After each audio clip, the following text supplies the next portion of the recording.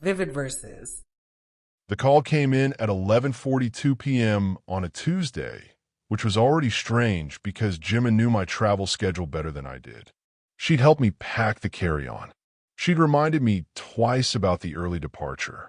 So when my phone lit up with her name while I was sitting in a hotel room, 3 time zones away, something shifted in the back of my mind. Not alarm, not yet, just the quiet repositioning of a gear. I answered on the second ring. Someone broke in.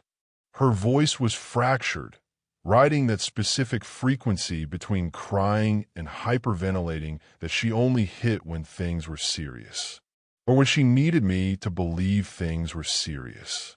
I came home and the back window, the latch is broken, and the drawer in the study. They went through everything. I don't know what they took.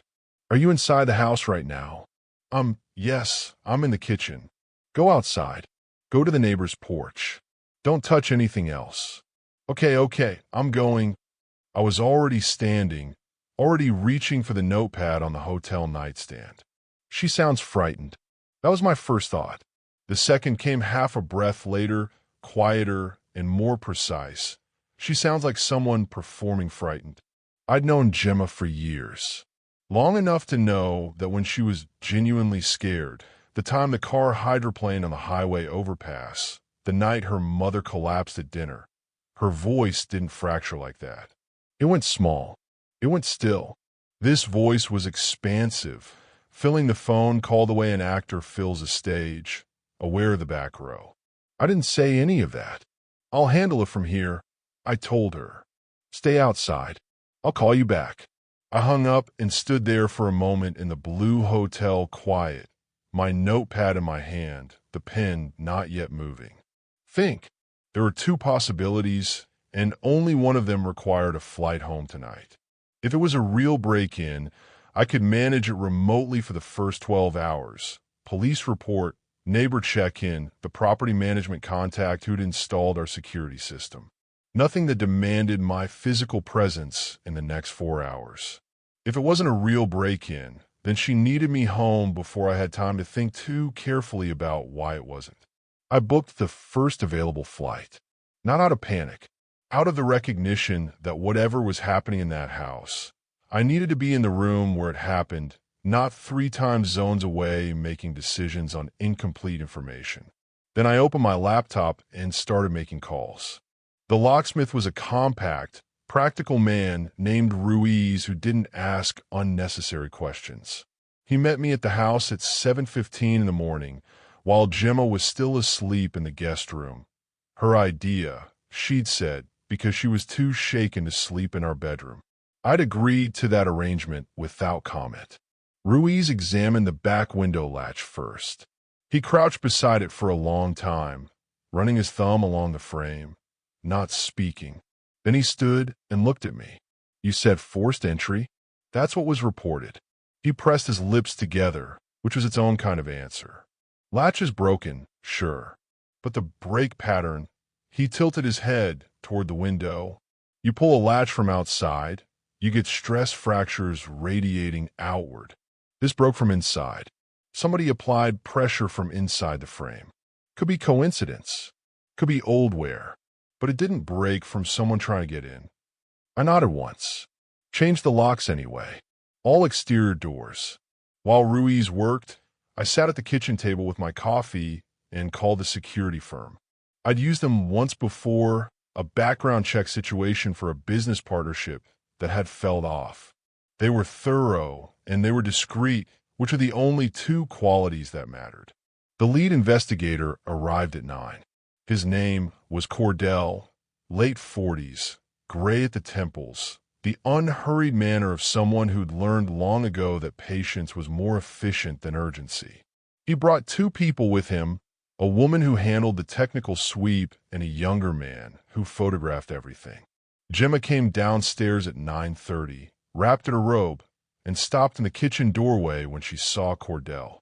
Her face did something complicated. It lasted maybe half a second, and then the frightened wife expression was back in place, and she looked at me. What's all this? Security sweep, I said. Standard after a break-in. They're checking for anything left behind and documenting what the intruder might have accessed. She looked at Cordell. He smiled at her, a professional smile, reassuring and opaque. "Ma'am, sorry for the disruption.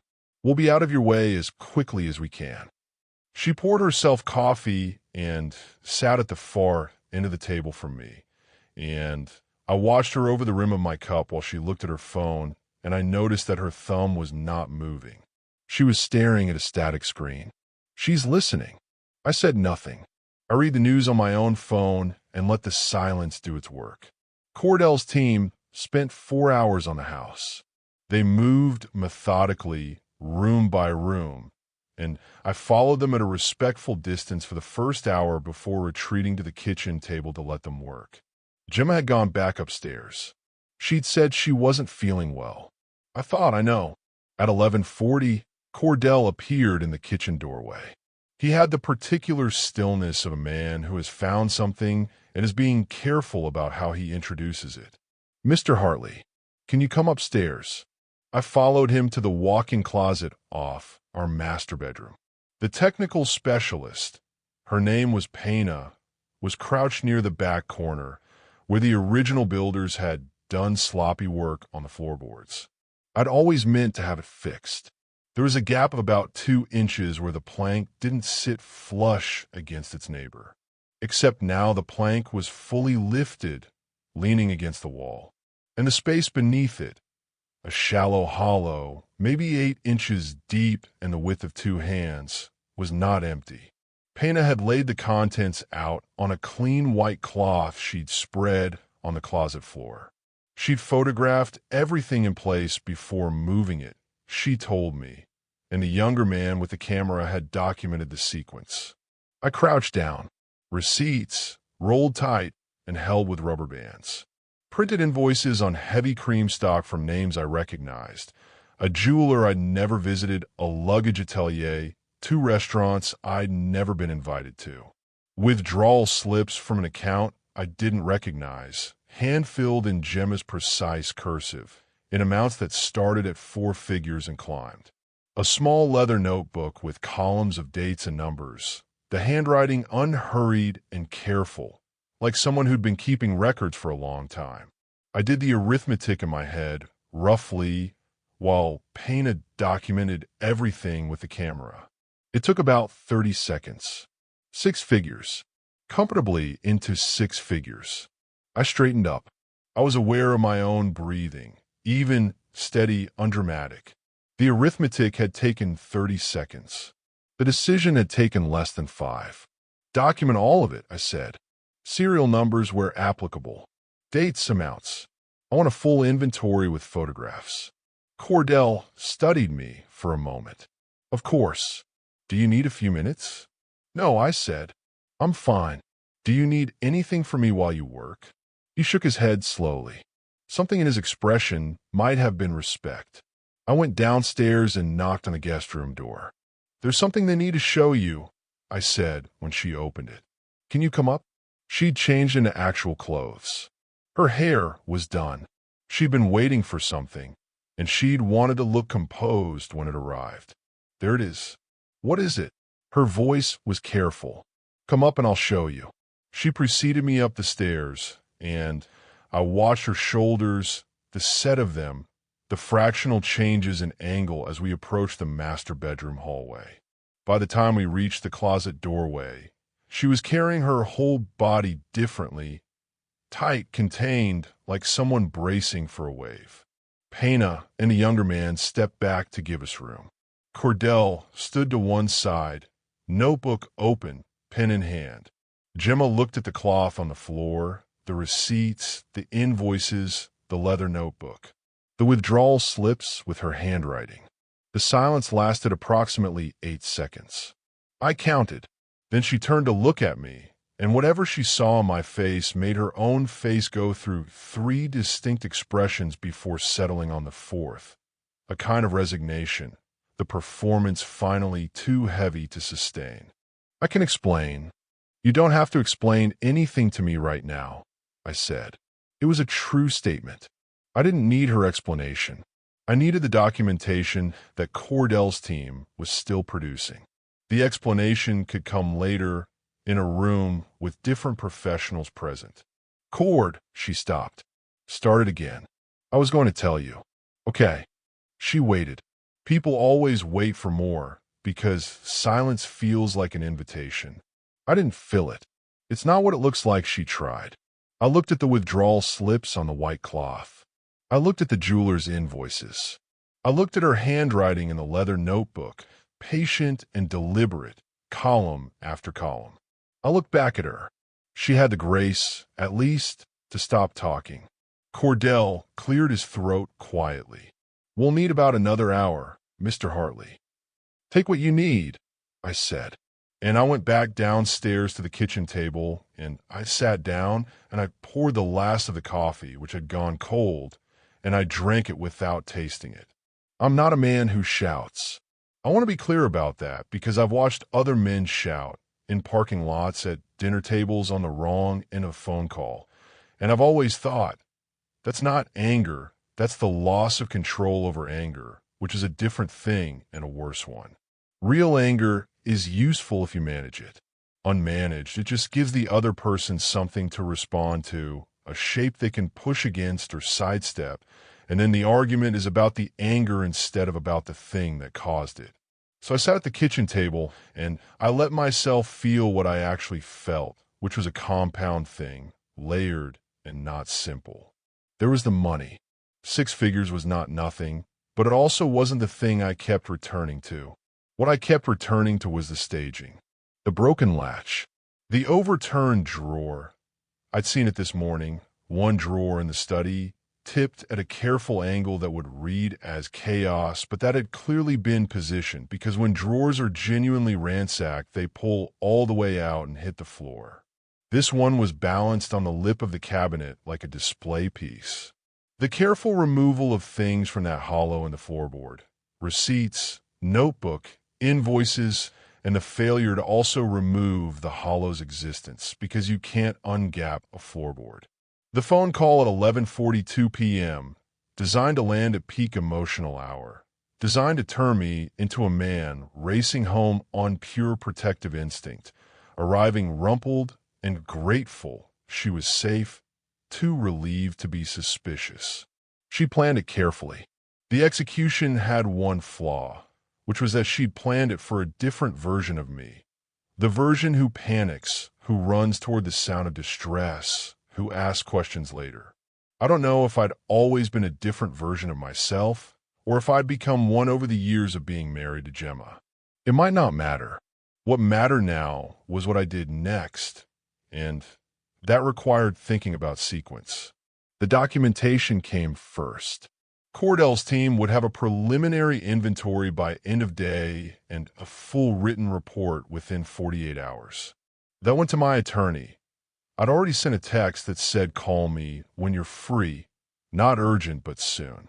By tonight, I'd have a clearer sense of the legal architecture. The account I didn't recognize was interesting. If she'd been withdrawing from a joint account, the trail was relatively simple. An account I didn't recognize meant either a hidden account opened during the marriage or a pre-existing account I'd never been made aware of, and either of those had different implications. That went to the forensic accountant, who I'd call this afternoon. The forensic accountant had been Cordell's recommendation, a woman named Ferris who worked primarily on financial discovery and divorce proceedings, which told me something about how Cordell was reading the situation and which confirmed a direction I'd already been moving in. Gemma came downstairs an hour after Cordell's team finished. She'd redone her makeup. She sat across from me at the kitchen table, the same place she'd have sat for the 1,000 breakfasts we'd had in this kitchen, the Sunday crosswords, the Tuesday coffees before work, and she put her hands flat on the table in front of her, and she looked at me with an expression that I recognized. It was a look of someone who has decided that the best path forward is honesty, and who wants credit for the courage that decision took. I need to tell you some things, she said. All right. She'd been unhappy. She'd felt overlooked. There was a friend group. She named a woman called Bet, who I'd met twice and found loudly cheerful, where she'd felt like herself again, like the person she was before everything. And some of the expenses were from things they'd done together. And she knew she should have talked to me, but she hadn't known how to start that conversation. I listened. I let her talk. She didn't mention the account I didn't recognize. She didn't mention the leather notebook with the columns of figures. She was telling me a story about loneliness and avoidance and small rebellions that had grown complicated. And it was probably partly true, the way partial truths always are partly true, and the parts she was leaving out were the load-bearing parts. When she finished, the kitchen was very quiet. "Is that everything?" I asked. A pause. "I think so. I mean, I'm sure I'm forgetting." "There's a savings account," I said. It was not a question. The pause this time was longer and had a different texture. "I had that before. The withdrawal dates," I said, "start 14 months after our wedding." She was quiet. "I'm not asking you to account for everything right now," I said. "I have people who will do that more accurately than a conversation across a kitchen table. I'm asking whether there's anything else you want me to know directly from you before those people finish their work." She looked at me for a long time. Her eyes were bright, not quite crying. "I don't know what I'm supposed to say," she said finally.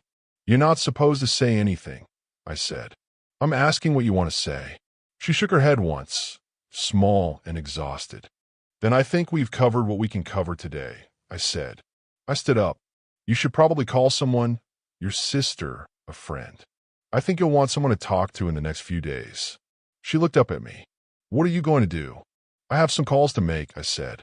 I took my phone and my jacket, and I went out to the back patio where the afternoon was gray and mild, and I sat in the chair I always sat in when I needed to think, and I called my attorney. Her name was Moreau, and she'd been my attorney for a long time across different things. And the first thing she said when I'd given her the 2-minute version was, "Did you touch any of it before the security team photographed it?" "No. They photographed everything in place." "Good." A pause. "This is going to depend on what Ferris finds.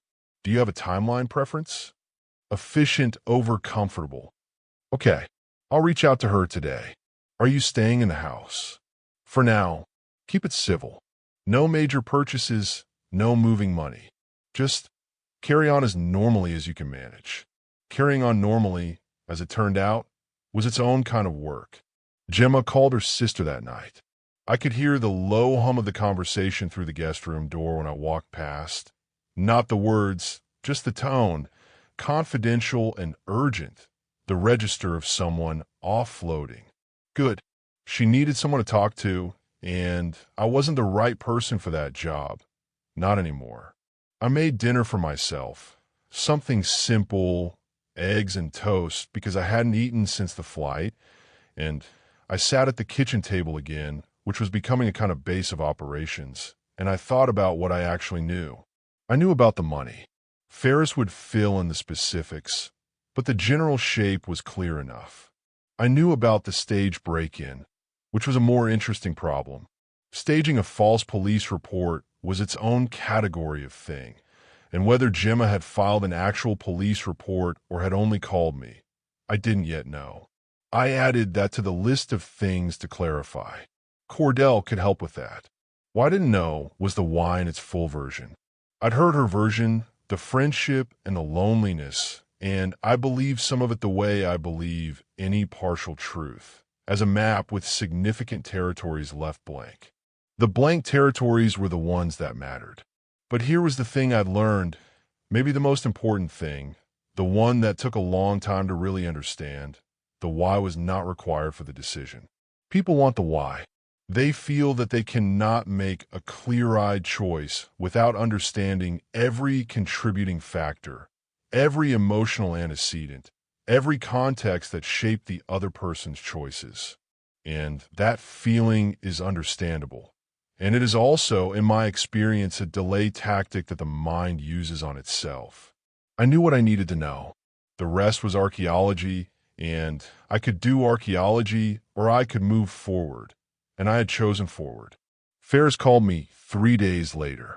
She had a preliminary picture. I drove to her office, a third-floor suite above a row of insurance companies, the kind of building that is deliberately unmemorable. And she laid it out on a whiteboard in her small conference room, because she was the kind of person who thought spatially and had learned to assume clients did too. The account I'd asked about wasn't a savings account, or not primarily. It was a brokerage account, opened in Gemma's name alone, seated initially with what looked like transferred gift money that predated the marriage, but subsequently fed with withdrawals from a joint account in amounts below the threshold that typically triggers attention. Small, patient, regular. Over several years, it had grown into something substantial. "She's not unsophisticated," Ferris said, in the tone of someone who respects competent work even when she's being paid to dismantle it. "The amounts are calibrated. The timing is regular, but not mechanical. She varies it just enough that it doesn't read as a pattern at a glance. You'd have to be looking for it." "I wasn't looking for it," I said. "Nobody is until they are." She tapped the whiteboard. "The jewelry and the restaurant receipts, those are separate. Those look like lifestyle spending. Extravagant, but not structured. The account is the interesting part. Structured spending usually has a purpose. Such as..." She looked at me steadily. "Exit funding is the most common one." I sat with that for a moment. Exit funding. She'd been building a way out quietly, carefully, over years. The lifestyle spending might be exactly what she'd said. Loneliness, a parallel life, friends I didn't know. The account was something colder and more deliberate. She was planning to leave. She just hadn't decided when. I don't know exactly what I felt in that moment. It wasn't betrayal, exactly, or not only betrayal. It was something closer to the feeling of solving a problem and finding that the solution reconfigures everything else. A rearrangement that shows you the actual shape of a thing that you've been misreading for a long time. "How much of this is actionable?" I asked. "Depends on your jurisdiction and how the marital asset question shakes out. Some of those joint transfers could be characterized as marital waste. Moreau will tell you more than I can on the legal side." Ferris capped her marker. "But the documentation is solid. The paper trail is yours." The paper trail. Hers, actually. Built in her handwriting, rolled in rubber bands, stored beneath a floorboard in a closet she'd chosen because the gap in the boards had always been there, half hidden, and she'd thought it was secret. "Thank you," I said. "Send the full report to Moreau when it's ready." "Will do." A pause. "You doing okay?" It was a human question, unexpected in that room, and I found I didn't mind it. "I'm making good decisions," I said. "That's about as okay as I can account for right now." She nodded, like that was an acceptable answer, which I appreciated. The conversation I'd been not quite having with Gemma happened on a Friday evening, a week and a half after the break-in. Not because I planned Friday, but because that was when the conditions aligned. She was in the kitchen when I got home, and dinner was on the stove, and there was something almost painfully domestic about it, the smell of garlic and wine in a pan, and she looked up when I came in with an expression I recognized as hope. She'd been careful this past week and a half, quieter than usual, less performance. I'd watched her recalibrate day by day, try to read what I needed from her, and I'd given her as little signal as possible, not out of cruelty, but because I didn't have anything to give her. I was in a different part of the process. "There's enough for two," she said. "All right." We ate. She'd made something she knew I liked, which was a kind of argument, and I accepted it without engaging with the argument it was making. After dinner, the dishes in the drying rack, the kitchen back to its ordinary quiet, she said, "Can we talk?" "Yes," I said. We sat at the kitchen table. Of course we did. It was the only place. "She'd been thinking," she said. "She'd been doing a lot of thinking. She wanted to explain, really explain, not the version she'd given me before, but the real one." I waited. "It had started," she said, "a few years in.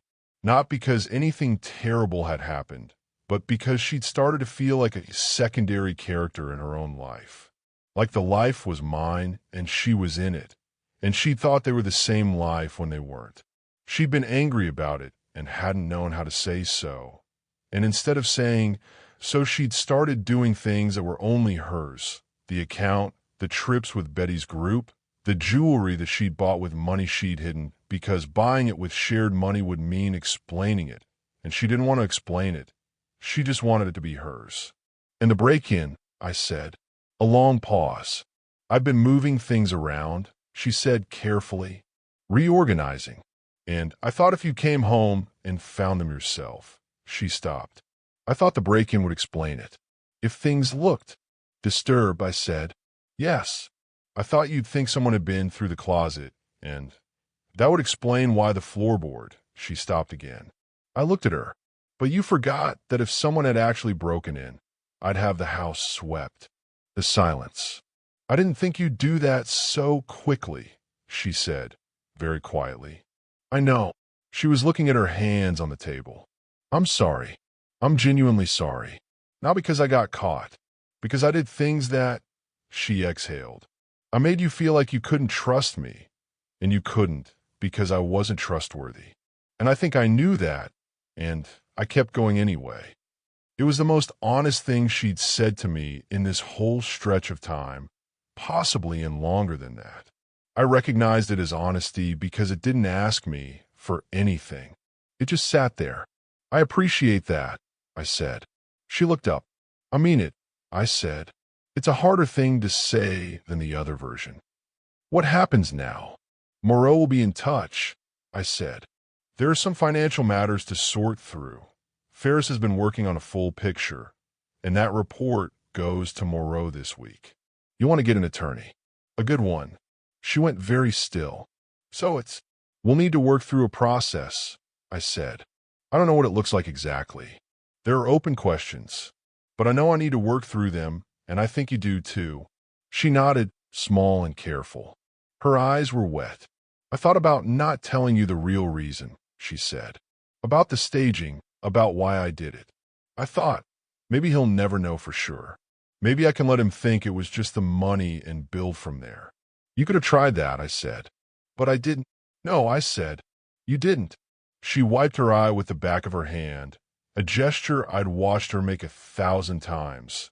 So familiar it hit me somewhere below thinking. "For what it's worth," she said, "I didn't know who you'd be when it all came out. I thought you'd be—" She searched for the word. "Angrier." "Anger would have been easier," I said. "For both of us, probably." She almost smiled, which was strange and also not strange at all. "Will you be okay?" she asked. It was the same question Ferris had asked in the same words, and I gave her a slightly different version of the same answer. "I'll be fine," I said. "I'll make good decisions under pressure." That turns out to be a useful quality. She looked at me for a long moment, and I let her look because there was nothing left to manage or calculate, and the math had already been done. "I'm going to call my sister," she said finally. "Good," I said. "That's a good idea." She got up from the table, and I heard her footsteps on the stairs, and then the low sound of the guest room door, and then the house was quiet around me in the specific way that houses are quiet when a decision has been made and the energy of the undecided has left the room. I stayed at the kitchen table a while longer, not because I had more to think about exactly. The thinking was largely done. Moreau had the documentation. Ferris had the financial picture. The process had its own momentum now, and my job was to let it run while keeping my own footing clear.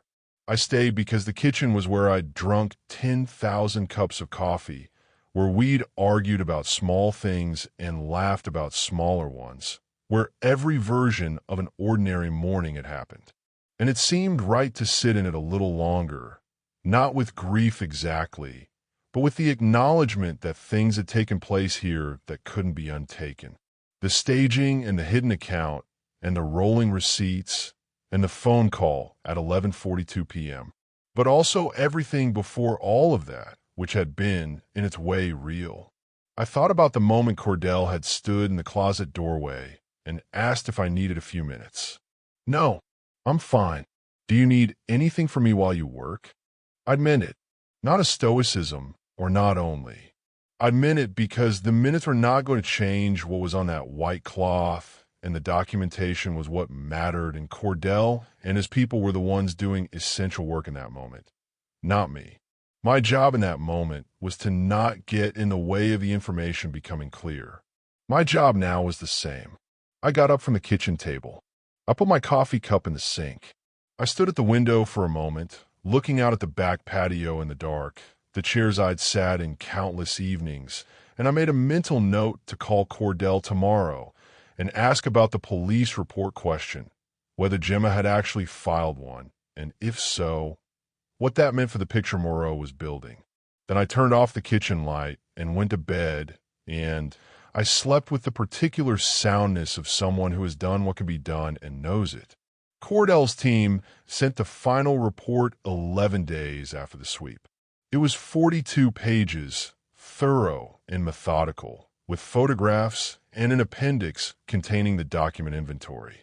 I read it the same morning it arrived at the kitchen table with coffee that was the right temperature.